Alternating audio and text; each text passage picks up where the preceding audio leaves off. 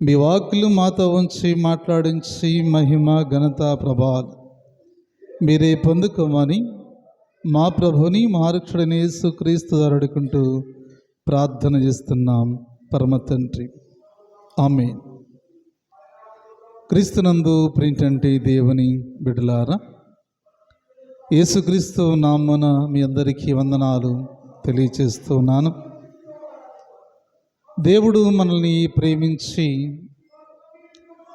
Easter తర్వాత రెండవ ఆదివారంలోనికి దేవుడు మనల్ని ప్రవేశపెట్టాడు. అందుని బట్టి దేవునికి మొదటిగా కృతజ్ఞతాస్తులు చెల్లిస్తూ ఉన్నా.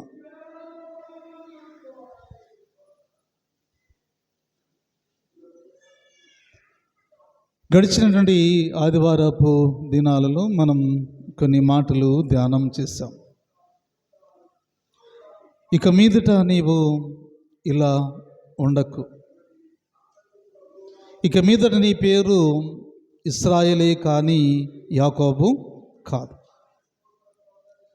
రెండోది స్వార్థ పాఠ్యభాగాలలో ఇక మీదట నీ పని క్రీస్తునే బండ మీద సంఘాన్ని కట్టడం.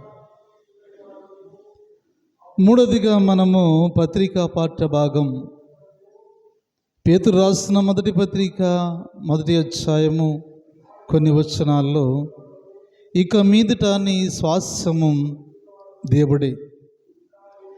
ఈ మూడు విషయాల గురించి గడిచినటువంటి ఆదివారపు పరిశుద్ధ దినములో మనం జ్ఞాపకం చేసుకున్నాం.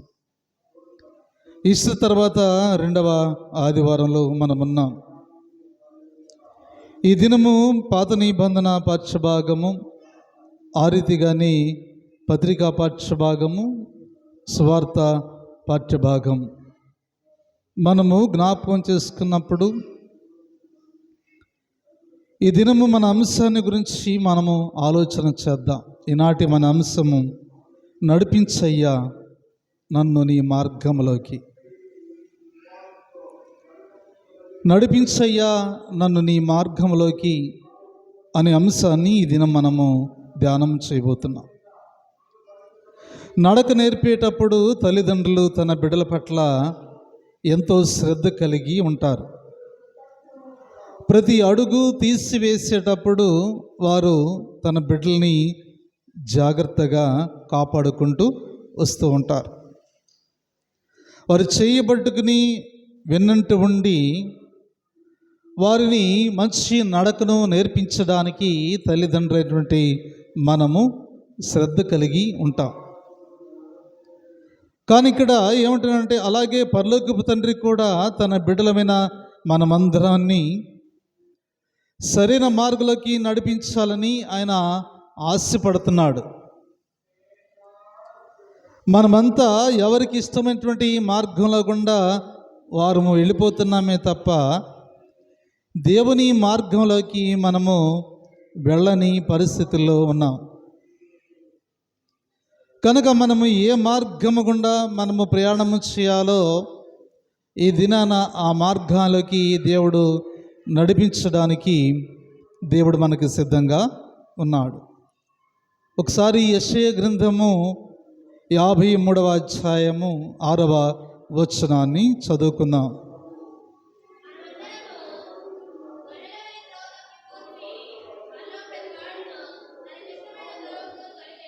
మనమందరము గొర్రెల వలె త్రోవ తప్పిపోతేమి, మనమందరము గొర్రెల వలె త్రోవ తప్పిపోతేమి, ఎవరందరికీ వారు తన ఇష్టమైన మార్గం గుండా వెళ్ళిపోతూ ఉన్నారు.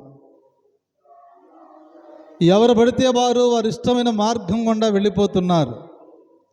మన చిన్న బిడ్డలకే మనము నడక నేర్పితే పరమ తండ్రి అయినటువంటి దేవుడు మనకి మంచి నడక నేర్పడానికి, మంచి మార్గాన్ని చూపించడానికి ఆయన సిద్ధంగా ఉన్నట్లుగా మనం చూస్తున్నాం.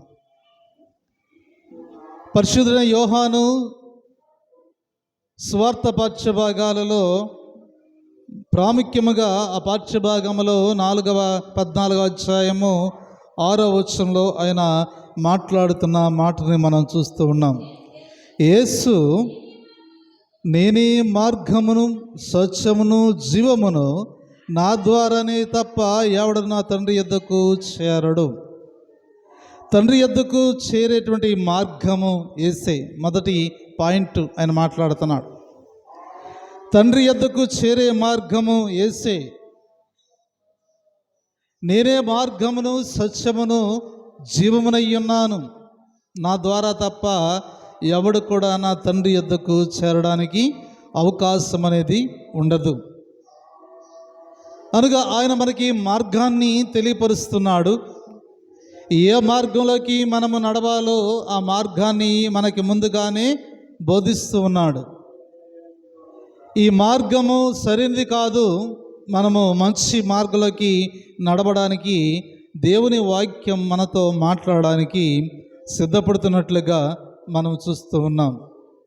అందుకే 91వ కీర్తన మొదటి వాక్యంలో మనం చదివినప్పుడు, తరతరము నుండి మాకు నివాస స్థలము నీవే, పర్వతములు పుట్టకమునపు భూమియు లోకమును పుట్టించకమునుపు యుగయుగములు నీవే మాకు దేవుడవు.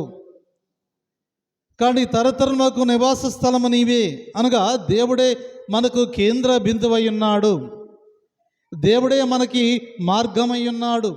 దేవుడే మనకి సత్యమై ఉన్నాడు. దేవుడే మనకి జీవమై ఉన్నాడు. ఆయన మార్గంలోకి నడవాలి. ఆయన మార్గంలోకి నడిపించడానికి ఆయన సంసిద్ధముగా ఉన్నాడు. కానీ మనమైతే మనకిష్టమైనటువంటి మార్గంలోకి వెళ్ళిపోతూనే ఉన్నాం. కానీ దేవుని మార్గము అది ఎలాంటిదంటే అది పవిత్రమైనది, పరిశుద్ధమైనటువంటి మార్గం. ఈ మార్గంలోకి ప్రవేశింపచేయడానికి మనుషులకు చాలా కష్టమే, కానీ విశ్వాసులకి చాలా సునాయాసం.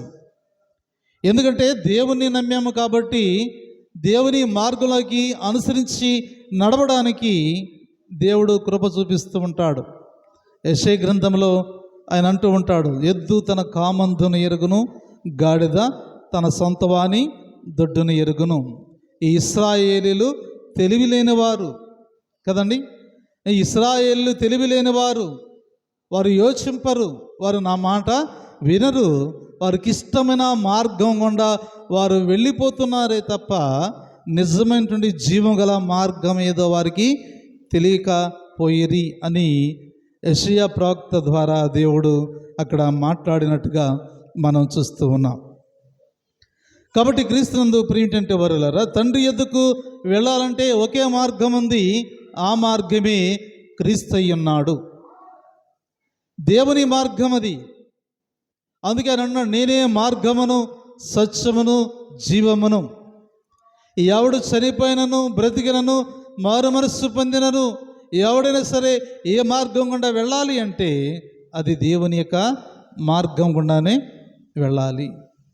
ఆ మార్గమే శరీరధారైనటువంటి మార్గము, క్రీస్తు మార్గమై ఉన్నాడు అని చెప్తున్నా. కాబట్టి క్రీస్తునందు ప్రియమైనటువంటి వారు, ఇర్మీయా గ్రంథం 6వ అధ్యాయము 16వ వచనాన్ని చదువుకుందాం. ఇర్మీయా గ్రంథము 6వ అధ్యాయము 16వ వచనాన్ని.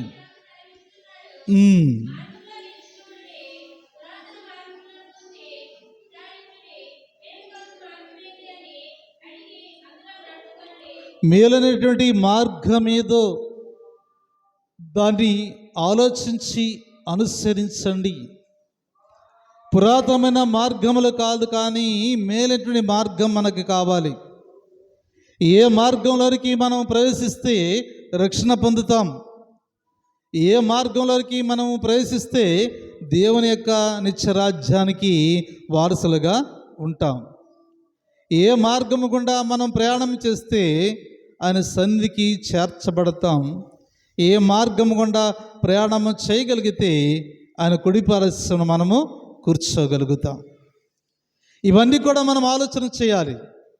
ఏ మార్గం గుండా మనం నడిస్తే దేవుని సన్నిధికి వెళ్ళగలుగుతామనేది ఆలోచన చేసి యోగ్యమైన మార్గము, మేలైనటువంటి మార్గాన్ని మనము ఎన్నుకోవాలి. ఈ మార్గం గుండా వెళ్ళగలిగితే దేవుణ్ణి నేను చూడగలుగుతాను.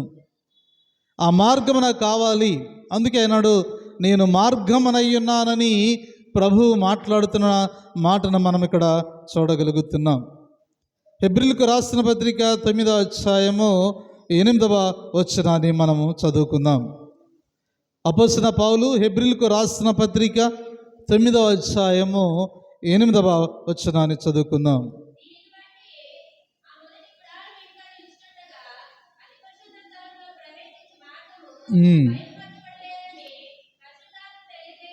చాలా అతి పరిశుద్ధ మార్గములోనికి ప్రవేశింపలేడని తండ్రి అయినటువంటి దేవుడు తెలియపరచటం లేదు. అతి పరిశుద్ధమైన మార్గంలోనికి మనం ప్రవేశింప చేయాలంటే మనకి మార్గాన్ని సిద్ధపరిచేటువంటి వ్యక్తి కావాలి. కాబట్టి ఆ వ్యక్తి కొరకు మనం ఎదురు చూస్తున్నాం. ఎవరు మనకి మార్గాన్ని సిద్ధపరుస్తూ ఉంటారు? ఎవరి ద్వారా మనకి మార్గము సరళము చేయబడుతున్నది? యేసుక్రీస్తు ప్రభువారు రాకముందు మార్గాన్ని సరళం పరిచినటువంటి వారు బాప్తిస్మమిచ్చు యోహాను. కానీ ఇప్పుడు అతి పరిశుద్ధ స్థలంలోనికి మనం చూడాలంటే ఆ మార్గాన్ని సిద్ధపరచండి ఒక వ్యక్తి ఉన్నాడు. ఆ వ్యక్తి ఆ మార్గాన్ని సిద్ధపరచాలి. ఆ మార్గాన్ని సిద్ధపరచాలంటే పరిశుద్ధాత్మ దేవుడు ఇంకా ఆయన సంకల్పాన్ని వెల్లడపరచలేదు. కాబట్టి ఏమంటున్నానంటే హెబ్రీయులకు రాసిన పత్రిక 10వ అధ్యాయము 19-20 వచనాలు మనం చదువుకున్నప్పుడు అక్కడ మాట్లాడుతూ ఉంటాడు. హెబ్రీయులకు రాసిన పత్రిక 10వ అధ్యాయము 19-20 వచనాలు చదువుకుందాం.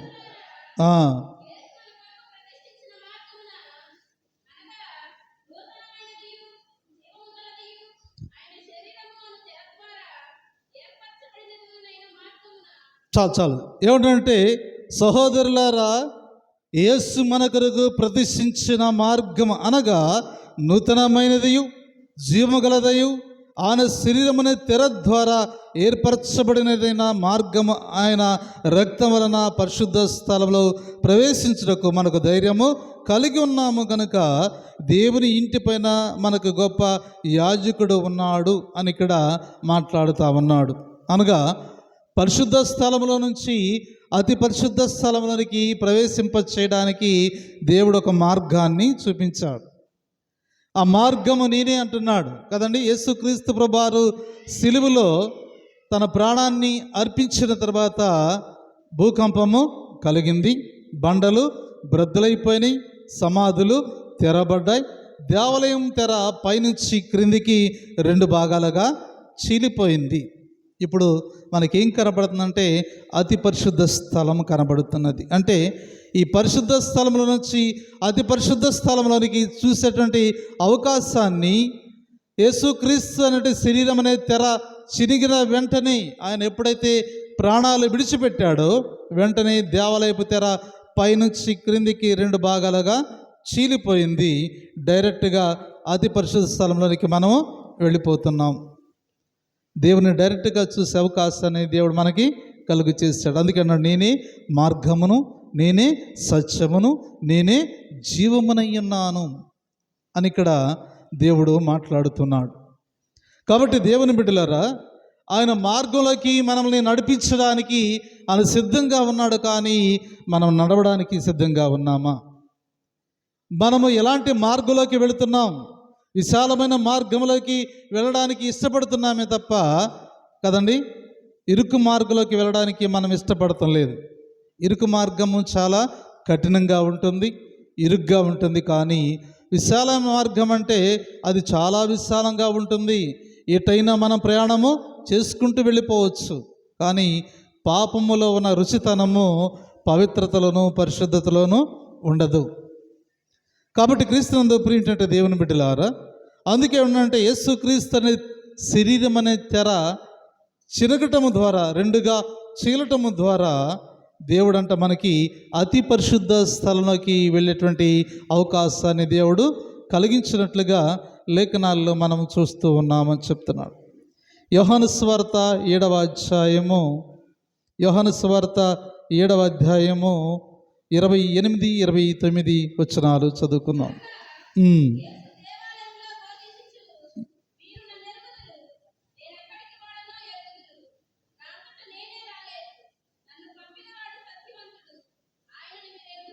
చాలు.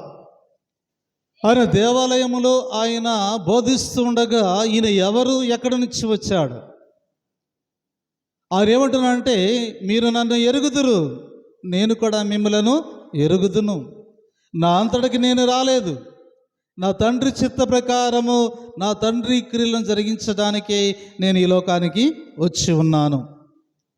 కాబట్టి నా తండ్రి పంపితేనే నేను ఇక్కడికి వచ్చాను తప్ప నా అంతటికి నేను రాలేదు అని ఆయనే తెలియపరుస్తున్నాడు. తిరిగి మరలా తండ్రి యొద్దకు వెళతానికి ఆయన సిద్ధపడుతున్నాడు. ఎక్కడి నుంచి అయితే వచ్చాడో అక్కడి నుంచి వెళ్ళడానికి ఆయన మరలా తిరిగి అక్కడికే వెళ్ళడానికి ఆయన సిద్ధపడినట్లుగా మనం చూస్తూ ఉన్నాం. అందుకే అన్నాడు, నేను నడిపించువాడనై ఉన్నాను, నీకు మార్గాన్ని తెలియపరచువాడనై ఉన్నాను. ఆయన వెళుతుండగానే మనకి ఒక అభయాన్ని ఇస్తూ ఉన్నాడు. ఏమనంటే యోహాను సువార్త 14వ అధ్యాయము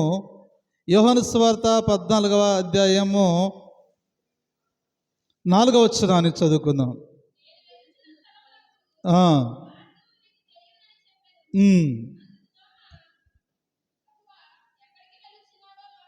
ఒక్క నిమిషం, 2వ వచనం చదువుకుందాం.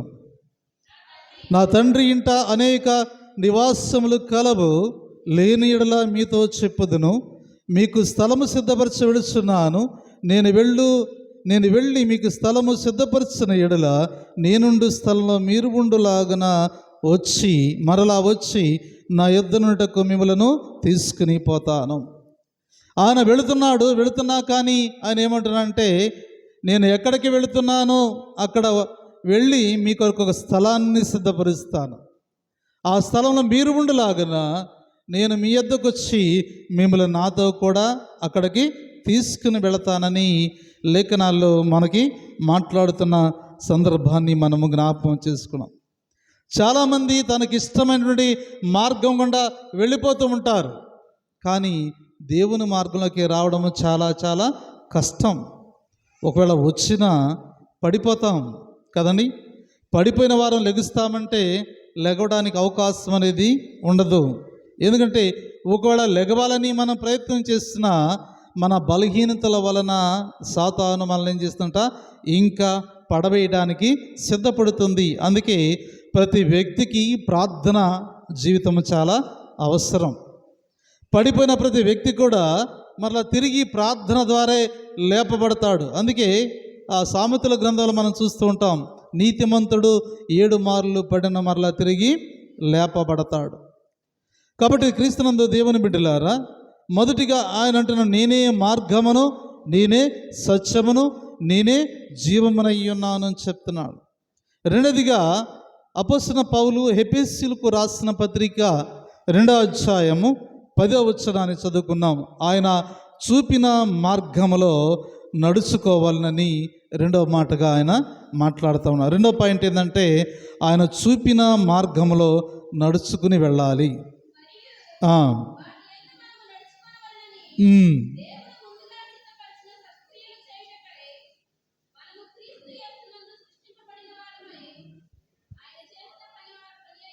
చాలు.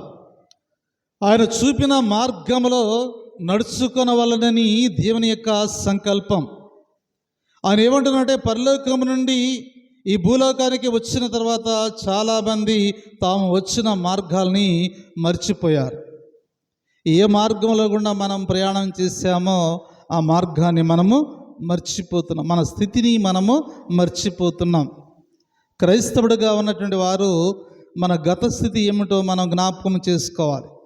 గతంలో మనం ఎలాగూ బ్రతికాము, ఎలాగూ జీవించాము, ఎలాగూ దేవునికి దూరంగా ఉన్నాము, ఇప్పుడు ఎలాగూ దేవునికి దగ్గరగా ఉన్నాము. ఈ రెండు కూడా మనం బేరీజు వేసుకోవాలి. గత జీవితం ఎలా ఉన్నది, పాత జీవితం, ఇప్పుడు నేను ఎలా ఉన్నాను, దేవుళ్ళకి రాకముందు నేను ఎలా ఉన్నాను, దేవుళ్ళకి వచ్చిన తర్వాత నేను ఎలా ఉన్నాను, ఆ పాత జీవితం ఎలా ఉన్నది, క్రొత్త జీవితం ఎలా ఉన్నది, ఆ జీవితం బాగుందా, ఈ జీవితం బాగుందంటే కొన్ని దినాల తర్వాత నాకు ఆ జీవితమే బాగుందయ్యా అనుకుంటాం కదా. ఆ జీవితం కన్నా దివ్యకరమైన జీవితం ఇదే. ఎందుకంటే ఈ జీవితంలో కష్టాలు ఉంటాయి, శ్రమలు ఉంటాయి, పరీక్షలు ఉంటాయి, నిందించబడతాం, అవమానపరచబడతాం. ప్రతి దినము ఆయన సిలువనెత్తుకుని మనము నడుచుకుంటూ వెళ్ళాలి. అనగా శ్రమల పాలవుతాం. అయినా కానీ దీనిలో శాశ్వతమైనటువంటి ఆనందం ఉందని క్రైస్తవులకు తెలుసు. అన్యులైన వారికి ఎవరికి తెలియదు. కానీ ఈ శ్రమ వెనుక ఒక ఆనందం ఉండిద్ది కదండి. ఈ బాధ వెనుక ఒక సంతోషం ఉంటుంది. ఈ చీకటి వెనుక ఒక వెలుగు ఉంటుంది కదండి. మన మానసికమైన ఒత్తిడి నుంచి బయటికి రావడానికి దైవ గ్రంథము మనకి ధైర్యపరుస్తుండడానికి ఆ గ్రంథము మనకు సిద్ధపరుస్తున్నది అని చెప్తున్నాడు. కాబట్టి క్రీస్తునందు దేవుని బిడ్డలారా, మనము ఏ మార్గంగా నడవాలంటే మనము రక్షించబడినది యేసు కృప చేతే కానీ మన క్రియల వలన కాదు. నీ క్రియల వలన ఎవడు నేను రక్షించడు. యేసుక్రీస్తు నిజమైన దేవుడని మీరు నమ్మితే, ఆయనందు విశ్వాసం ఉంచితే ఆయనే మిమ్మల్ని రక్షిస్తాడు. అంతే తప్ప మనం చేసే క్రియలను బట్టి మనం రక్షణ పొందలేము. మనం చేసే క్రియలను బట్టి మనం మంచివారమా చెడ్డవారమా తెలుసుకుంటాము తప్ప రక్షణ అనేది దేవుని దగ్గర నుంచి వచ్చేది, దేవుడిచ్చినటువంటి గొప్ప వరం. కనుక ఆ వరాన్ని మనం పొందుకునేటువంటి వారుగా మనం ఉండాలి అని చెప్తున్నాడు. ఇక్కడ లూకాసు వార్త 19వ అధ్యాయము 8వ వచనంలో జక్కయ్య యేసు యొక్క మార్గము తెలిసింది, వెంటనే తన క్రియలను మార్చుకుని క్రీస్తుని వెంబడించినట్లుగా మనం చూస్తూ ఉన్నాం. పొట్టి జక్కయ్య ఏమనంట, జక్కయ్య నేడు నీ ఇంట నేను ఉండవలసిన వాడనై ఉన్నాను. వెంటనే చెట్టు దిగి వచ్చేసాడు, తీసుకెళ్ళిపోయాడు. తీసుకెళ్ళి తన ఇంట్లో కూర్చోబెట్టాడు.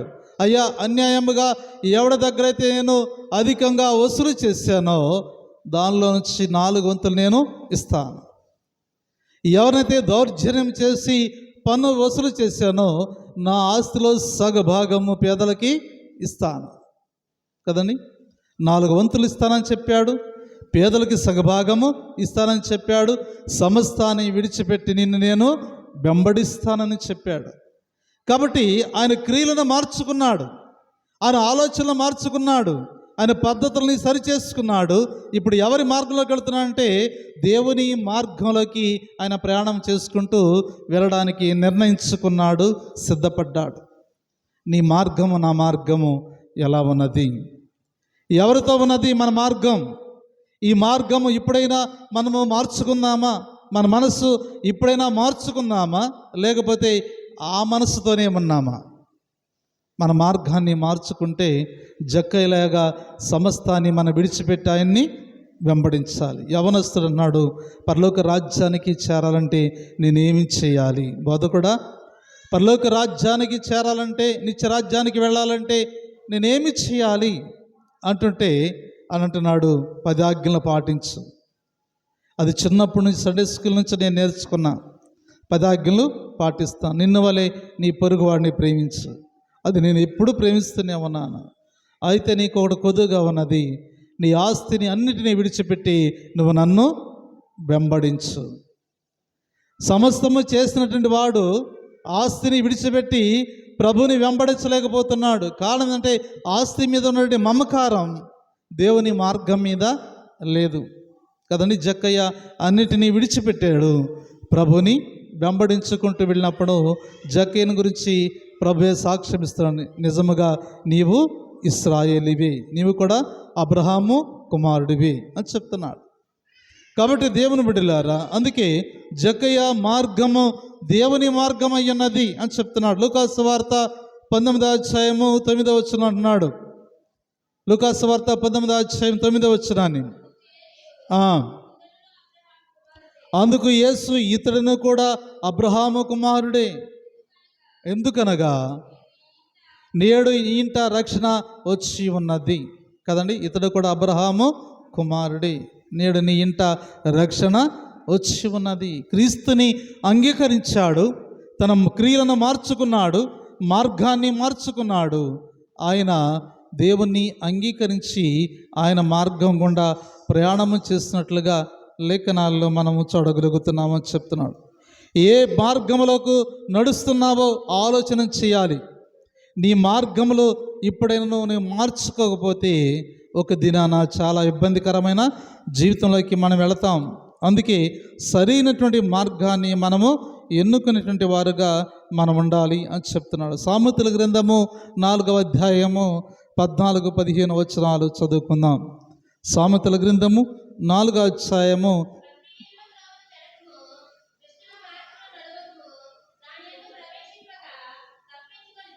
చాలు. దుష్టుల మార్గమున నడువక ఏం చేయాలంట? దాని నుంచి నీవు తప్పించుకొనవలెను. దుష్టుల మార్గానికి వెళ్ళవద్దు.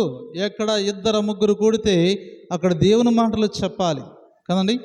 ముసలమ్మ ముచ్చట్లతో కాలాన్ని వ్యర్థం చేసుకుని దేవుని నామాన్ని అవమానపరిచేటువంటి రీతిగా నోటిని కాపుదల పెట్టుకుని మనం మాట్లాడతాం నేర్చుకోవాలి. అందుకే దేవుని యొక్క వాక్యం ఏమిటంటే, నీవు వెళ్ళేటువంటి మార్గము నీకు తెలియకపోవచ్చు, కానీ అది దేవునికి తెలుసు. నేను ఏ మార్గం గుండా ప్రయాణము చేస్తున్నానో ఆ మార్గము క్షేమకరమైనదా హానికరమైనదా అనేది మనము ఆలోచన చేయగలిగితే మనము క్షేమకరమైన మార్గంలోకి వెళ్ళడానికి సిద్ధపడుతూ ఉంటాం. ఎవరైనా ఈ మార్గం గుండా వెళ్ళండి, ఈ మార్గం గుండా వెళితే ప్రమాదం జరుగుతుంది అంటే ఆ మార్గం గుండా మనం వెళ్ళలేము. ఎందుకంటే మంచి మార్గాన్ని వెన్నుకుంటాం, ఎందుకంటే అది అక్కడ ప్రమాదం జరుగుతున్నది అనే ఆలోచన కలిగి. కానీ ఈ లోక మార్గము ప్రమాదకరమైనది అని తెలిసి కూడా అదే మార్గంలోకి వెళుతున్నాం. కానీ ఒక మార్గం ఉన్నది, ఆ మార్గము క్రీస్తయ్య ఉన్నాడు. ఆయన ద్వారా తప్ప మనం ఎవ్వరం కూడా ఆ తండ్రి అందుకి చారమని తెలిసి కూడా ఆయన మార్గంలోకి మనం ప్రయాణము చేయలేకపోతున్నామని ఆలోచన చేసేవారమై ఉన్నాం. మూడవదిగా ఆయన మాట్లాడుతున్నాడు. కీర్తనాకారుడు దావీదు 23వ కీర్తన మనకి చాలా చాలా ఇష్టమైనటువంటి కీర్తన కదండి. 3వ పాయింట్ ఏమంటున్నాడంటే, నీతి మార్గమందు ఆయన నన్ను నడిపిస్తాడు. 3వ పాయింట్ ఏంటంటే, నీతి మార్గమందు ఆయన నన్ను నడిపిస్తాడు. చూడండి, ఇక్కడ కీర్తనల గ్రంథము 23వ కీర్తన 3వ వాక్యాన్ని చదువుకుందాం. నా ప్రాణమునకు ఆయన స్వేద తీర్చుతున్నాడు, తన నామను బట్టి నీతి మార్గంలో నన్ను నడిపించుచున్నాడు. కదండి, గొర్రెల కాపరిని గురించి ఆయన మాట్లాడుతూ ఉన్నాడు. ఈ కాపరి ఎవరు? దావీదు కీర్తనలో ఆయన అంటున్నాడు, యెహోవా నా కాపరి, నాకు లేమి కలగదు, పచ్చగల చోట్ల ఆయన నన్ను పరుండ చేస్తున్నాడు, శాంతికరమైన జలము యొద్దకు ఆయన నన్ను నడిపిస్తున్నాడు. అనగా నీతి మార్గంలోకి ఆయన నన్ను నడిపించడానికి ఆయన నా కాపరిగా ఉన్నాడు, నేను గొర్రెగా ఉన్నానని దావీదు కీర్తనలో దావీదు మాట్లాడుతూ ఆయన అంటున్నాడు, యెహోవా నా కాపరి, నాకు లేమి కలగదు. లేమి అనగా కరువు కాటకాలు ఏమీ రావు. ఆయన ఏమన్నాడు? పచ్చిగల చోట్ల ఆయన నన్ను పరుండ చేస్తున్నాడు, శాంతికరమైన జలం ఎదుకు ఆయన నన్ను నడిపిస్తున్నాడు. ఏ మార్గంలోకి ఆయన నడిపిస్తున్నాడు అనేది మనం జ్ఞాపకం చేసుకోవాలి. కాపరిగా ఉన్నటువంటి మరి దేవుడు ఏ మార్గంలోకి నడిపిస్తాడంటే, గొర్రెలని కాపరి ఎక్కడికి నడిపిస్తాడంటే మేతగల స్థలంలోకి నడిపిస్తాడు. అనగా పచ్చక ఎక్కడైతే ఉంటుందో ఆ మేత మేయడానికి ఆ గొర్రెలను అక్కడికి తీసుకుని వెళుతూ ఉంటాడు. ఎందుకంటే అవి పచ్చిగల చోట్ల ఆయన వాటిని పరుండ చేస్తాడు. ఎక్కడ క్రూర జంతువులు కానీ హానికరమైన జంతువులు కానీ అపాయం చేసే జంతువులు కానీ లేని స్థలమందు, అనగా శాంతికరమైన స్థలం యొద్ద వాటిని నడిపించడానికి ఆయన సిద్ధపడుతున్నాడు. గొర్రెల కాపరి యొక్క బాధ్యత అదే కదండి. గొర్రెల కాపరులు ఎలాంటి బాధ్యత కలిగి ఉంటారంటే, ఒక గొర్రె తప్పిపోతే 99 గొర్రెలను విడిచిపెట్టి ఆ గొర్రె కొరకు ఎదుగుతాడు. ఆ గొర్రె దొరికేంత వరకు కూడా ఎన్ని శ్రమలైనా పడతాడు. ఆ గొర్రె దొరికినప్పుడు తన భుజాలను ఎత్తుకుని సంతోషంతో కేకలు వేసుకుంటూ వచ్చాడు. ఎందుకంటే తప్పిపోయిన నా గొర్రె పిల్ల దొరికింది అని. అది సంఘ కాపరి బాధ్యత కూడా. ఒక వ్యక్తి తప్పిపోతే ఆ వ్యక్తిని దేవుని సన్నిధికి రప్పించేటువంటి బాధ్యత ఎవరిదంటే ఒక సంఘ కాపరిది. భారమ కలిగి ఆ గొర్రె పిల్ల కొరకు ప్రార్థన చేస్తాడు. ప్రతినిత్యము కూడా వారు సంతోషంతో ఉండాలని, ప్రతినిత్యము కూడా వారు సుఖముతో ఉండాలని, ప్రతినిత్యము కూడా వారు దేవుని సన్నిధానములో ఉండాలని కాపరి యొక్క ఆలోచన, ఆశ. ఆ రీతిగానే ఈ గొర్రెల కాపరి యొక్క జీవితాన్ని మనం ఆలోచన చేస్తే నీవు ఆయన గొర్రెగా, ఆయన కాపరిగా ఉన్నప్పుడే నీకు క్షేమాన్ని ఆయన కలిగిస్తాడు. అందుకే 23వ కీర్తన 5వ వాక్యాన్ని చదివినప్పుడు, నా శత్రువుల ఎదుట నీవు నాకు భోజనము సిద్ధపరుచుదవు, నూనెతో నా తలంటి ఉన్నావు, నా గిన్నె నిండి పొర్లుచు ఉన్నది. కదండి, నా శత్రువుల ఎదుట నీవు నాకు భోజనము సిద్ధపరుస్తావు. ఈ వాక్యము అండర్లైన్ చేసుకోండి మీరు. ఈ వాక్యం మన జీవితాల్లో చాలామందికి నెరవేర్పు జరిగింది కదా. ఎవరైతే మన శత్రువులుగా ఉన్నారో వారే మనకు భోజనాన్ని పిలుస్తారు, వారింటిలోనే మనం భోజనం చేస్తాం, వారితో కలిసి సహవాసం చేస్తాం. 23వ కీర్తన కదండి, 121వ కీర్తన, 103వ కీర్తన, 128వ కీర్తన, 127వ కీర్తన, ఈ కీర్తనలన్నీ మనకి కంఠత వాక్యాలే. ఎందుకంటే ఈ కీర్తనలు మన మనసులో, మన మైండ్లో ఉండిపోతాయి. ఎందుకంటే ఈ కీర్తనలు చాలా చాలా అర్థాలతో ఉన్నటువంటి కీర్తనలు. ఈ కీర్తనలే కుటుంబ వ్యవస్థకి, దేవునికి, మనకి ఉన్నటువంటి మార్గాన్ని సిద్ధపరిచేటువంటి కీర్తనలుగా ఉన్నట్లుగా మనం చూస్తూ ఉన్నామని చెప్తున్నాం. అందుకే ఇక్కడ లేఖన భాగాన్ని జ్ఞాపకం చేసుకున్నప్పుడు 4వ వచనంలో మాట్లాడుతున్నాడు, గాఢాంధకారపు లోయలలో నేను సంచరిస్తును, ఈ అపాయమునకు భయపడను, నీవు నాకు తోడై ఉందువు, నీ దుడ్డు కర్రయు నీ దండము నన్ను ఆదరిస్తున్నది. గొర్రెలను ఆదరించేటువంటి వ్యక్తి కాపరి. ఆ కాపరితో అన్నాడు కదండి, గాఢాంధకారపు లోయలలో నేను సంచరించను, ఏ అపాయమునకు భయపడను, ఎందుకంటే నీవు నాకు తోడై ఉన్నావు, నీ దుడ్డు కర్రయు నీ దండము నన్ను ఆదరిస్తున్నది. కాబట్టి గాఢాంధకారపు లోయల్లో మనం ప్రయాణము చేసుకుంటూ వెళ్ళిపోయినప్పటికి కూడా దేవుడు మనకి తోడుగా ఉన్నాడు. యాకోబుకి దేవుడు తోడుగా ఉన్నాడు, ఇశ్రాయేలుకి దేవుడు తోడుగా ఉన్నాడు, అబ్రహాముకి దేవుడు తోడుగా ఉన్నాడు కదండి, ఇస్సాకుకి దేవుడు తోడుగానే ఉన్నాడు. ఆయన కూడా మనకు తోడై ఉన్నాడు. కాబట్టి క్రీస్తునందు ప్రియమైనటువంటి దేవుని బిడ్డలారా, దేవుని యొక్క కాపుదల, దేవుని యొక్క భద్రత, దేవుని యొక్క తోడు మనకున్నది కనుక ఆయన మనకి మంచి మార్గాన్ని చూపించడానికి ఆయన సిద్ధపడుతూ ఉన్నాడని చెప్తున్నాడు. అందుకే 121వ కీర్తనలో ఆయన అంటాడు, ఇశ్రాయేలుని కాపాడువాడు కునుకడు నిద్రపోడు. కదండి, ఆయన కాపాడువాడు కునుకడు నిద్రపోడు. దేవుడు మనల్ని కాపాడడానికి ఆయన సిద్ధముగా ఉన్నాడని చెప్తున్నాడు. ఎందుకంటే నీవు నడిచేటువంటి మార్గము ఎలా ఉండాలంటే అది క్రీస్తు మార్గమై ఉండాలి, అది పరిశుద్ధమైన మార్గమై ఉండాలి, అది మేలుకరమైన మార్గమై ఉండాలి తప్ప మనము సాతాను మార్గంలో గుండా ప్రయాణము చేసిన దినాన మనము ఆనందంతో ఉండొచ్చు, కానీ మనం అది పతనానికి దారి తీస్తున్నది అని చెప్తున్నాడు. అందుకే ఇక్కడ కీర్తనాకారుడు దావీదు 1వ కీర్తన 6వ వాక్యంలో ఒక మాట అంటూ ఉన్నాడు. 1వ కీర్తన 6వ వాక్యం, నీతిమంతుల మార్గం యెహోవాకు తెలియను, దుష్టుల మార్గము నాశనమునకు నడుపును. కదండి, 6వ వచనంలో నీతిమంతుల మార్గం యెహోవాకు తెలియను, దుష్టుల మార్గము నాశనానికి నడుపును అని చెప్తున్నాడు. కీర్తనాకారుని దావీదు తన జీవితాన్ని దేవుని చేతిలో పెట్టడం ద్వారా నీతి మార్గంలో ఆయన నడిపించడానికి దేవుడు సిద్ధపడుతూ ఉన్నాడని చెప్తున్నాడు. సామెతల గ్రంథము 4వ అధ్యాయము 27వ వచనాన్ని చదువుకుందాం. సామెతల గ్రంథం 4వ అధ్యాయము 27వ వచనాన్ని,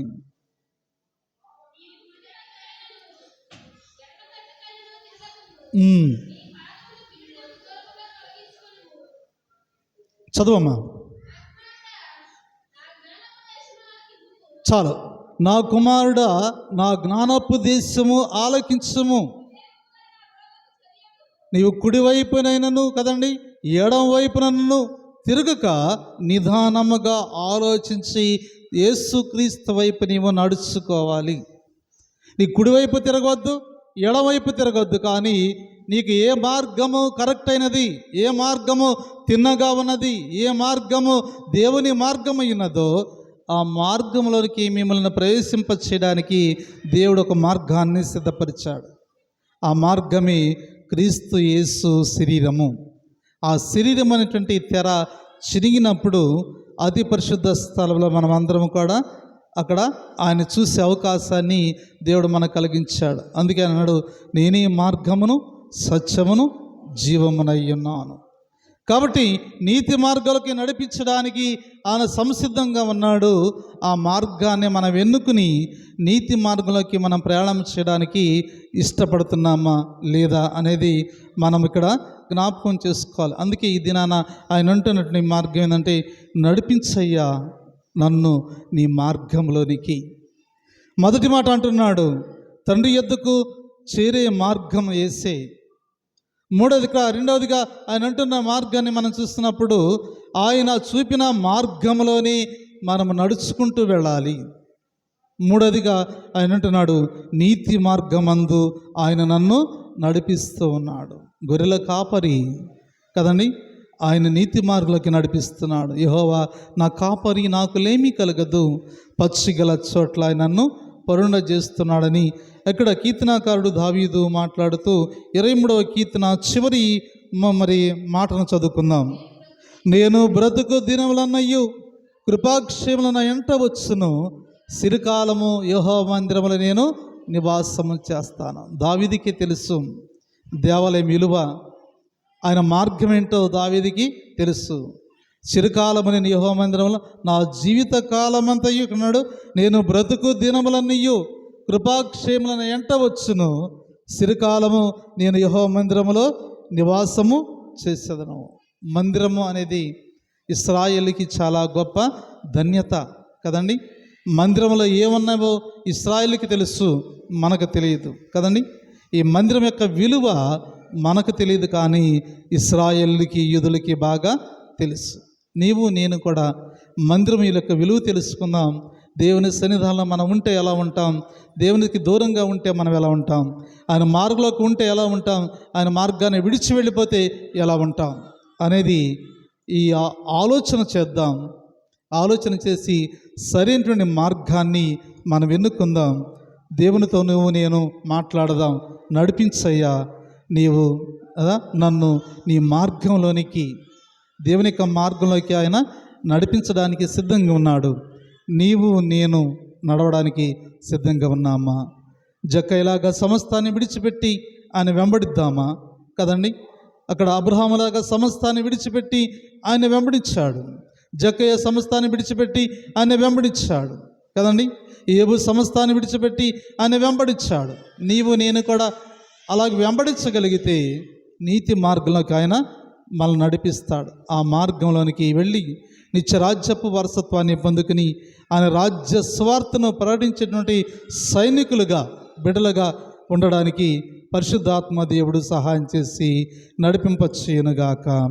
సమస్త జ్ఞానం ఇచ్చిన దేవుని సమాధానము యేసుక్రీస్తు వలన మీ హృదయములకు మీ తలంపులకు కావలి ఉండునుగాక. ఆమేన్.